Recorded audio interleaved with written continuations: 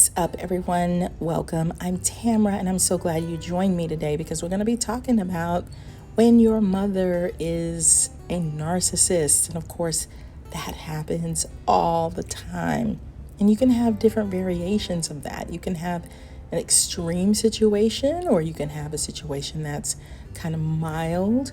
You can also have a household where there's support from the other parent. And so it helps to kind of balance some of that out. But then if you're in a single parent situation, that can be even more challenging because there's not anybody for that kid to go to. You can have a narcissistic parent that teaches their kids to fight people, to be rude, to be disrespectful, that back their kids' bad behavior up all the time. You can have the type of narcissistic parent that's very permissive, where they allow their kid to do whatever the heck they want with no discipline, no structure, no nothing. It's you get to do what you want to do, and I'm going to spoil you rotten. So there are no boundaries. You can have the parent that's just cold, where there are rigid rules that have to be followed, like you can't talk at home or explore or have any fun. It's just kind of serious all the time, and they're controlling everything that kid does. And you can have the one that's just not affectionate at all, not really. If they have a really sensitive kid, they're probably going to be too tough on that kid. They're not going to validate their emotions. And all of the children from a narcissist are going to feel like they are not enough, like nothing I do is enough. I can't do anything right because the parents' expectations are way too high. Or if they have a parent that's a super controlling narcissist and it's an adventurous child, they're gonna feel bored to death. Some of these people might get into relationships way too early because they're looking for love. They're starved for it. They need the attention. You're gonna have some adults who grow up and want to set lots of boundaries around themselves because that parent relationship is so toxic. You can also have a narcissistic parent that's holding on too tightly to their adult children. They still need them in a very unhealthy way. They might need them to be their best friend, their buddy. We're friends, we hang out. They could really cut that adult child's life off to a certain extent where they can't flourish or have their own family because that parent is clinging to them so tightly to get their own needs met and their own accolades, because that parent is only going to care about themselves. They're not going to care about the well-being of that adult child and what they need. And so they really, it's not just growing up with these difficult people. It extends into adulthood. Like, you never completely get rid of this problem. And these people, their kids are going to watch them be disrespectful to other people. They can tear up organizations and keep them in havoc all the time with their chaos because some of them are very power driven. They want to control everyone, and they feel very envious of authority or anyone that's in leadership, and so they're gonna tear a lot of situations up. But yeah, it can be very, very tough, painful, and very, very damaging for a kid growing up in a narcissistic situation because they're not gonna feel the type of love that they need.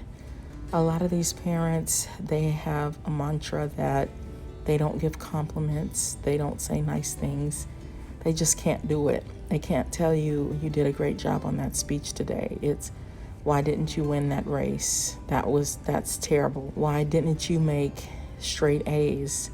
This A- is not good enough. They can't tell their kid, oh my gosh, your hair looks so pretty, or you worked really hard on that, good job. They're not able to say anything positive even when the kid begs for it. So that can be really, really bad. The thing that we often overlook is that these people have a mental disorder, but it's difficult to look at it that way because they have a lot of strength and they do a lot of damage. A mother with narcissistic personality disorder can't give their children the type of attention and nurturing that they need, and their entitlement often causes them to mistreat their children. And they will also use their children as a device to meet their own needs. And just as I said a few minutes ago, narcissistic mothers and daughters can become very much enmeshed with each other, and the daughters tend to experience a feeling of entrapment, and any move to get out of the situation, to escape, to find their own spouse, is taken as a severe rejection on the part of the mother. And so that is extremely cruel, because it's like, you lived your life, now you're trying to inhibit your adult child from living their life. And if they try to set boundaries, it's very difficult, because these people are not going to go down without a huge fight, but they can have very turbulent adult relationships. I think there are people, thank goodness, who somehow escape becoming narcissists themselves, but there's still a lot of damage.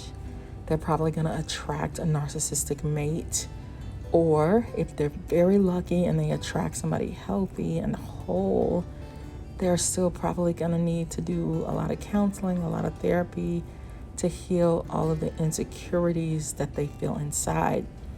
I think sometimes these adult children can be very caring on one hand, but there's going to be also a lane of selfishness, probably, where not completely, but there probably will be an area of selfishness where they feel they may be rejecting to other people, because it's kind of like, okay, I'm preserving something for myself, or, they learned from modeling from that parent to be into the self. What is it that I want? They also have to work on feelings like intense envy or jealousy. They may feel envy because their sibling has this really close-knit relationship with the mom, and they're left out of it, and it just creates tension and turbulence and rejection, more rejection. And they have to be careful with raising their own children, because it definitely has an impact. You haven't been modeled love. Like, if you have been modeled only coldness, you might be sugary sweet with, I'm giving you hugs and kisses, and I'm letting you feel, I want you to feel loved, but they may be neglectful in other ways. Like, they may feel very insecure about raising their own children because there's an area that they just didn't learn. Like, there's a empty space there with, how do I connect with this child when my mother didn't really connect with me? Or they could feel some envy towards that child, like, you're taking my spouse away, or and they have to be very careful, because a lot of times those genetics are really strong and built in. And so the likelihood of those genetics hopping onto their children, there's definitely a probability of that. And so they have to be very careful with parenting, get the support that they need to work through those issues. There are some people who are in narcissistic families where they have a family member who grooms them and teaches them. These are tricks and strategies that you can use to exploit people. And so these tactics are handed down from generation to generation, and they learn how to manipulate people by saying certain things, or to get people to do things for them so they can use people, abuse people, not take no for an answer. Just all kinds of tricky, dysfunctional ways of treating people. And even though some of them can be kind, they may not learn to take ownership for what they do. Even if they're doing nice things, they usually expect something in return. So it's a very complicated, painful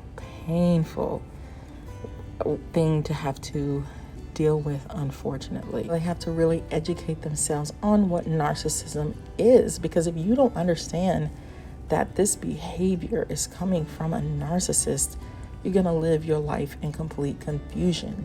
So you have to learn that this was not your fault and that it's okay to set healthy boundaries. And you can develop empathy for your mom because it's not her fault either. I'm sure she went through some tough situations, but you kind of have to redefine and rework that relationship. And you might need support to do that because that's going to be so hard. And there's nothing more painful than having one mother and you're not understanding their turbulent behavior, and then having to switch gears and accept a new reality. And how do I navigate from here? It's a process and it takes time. So you have to be patient with yourself. I wrote a book called The Workplace NaRCISSiST, which I think will really help you a lot because I break down narcissists and I look at them from different angles. And I also talk about strategies that you can use to help yourself in these situations, because you gotta have support. So check it out. It's on Amazon by Tamara Zyon. And I'll see you guys on the next video. And let us know if you're dealing with a narcissistic mother and how you cope with it. Until the next video, bye.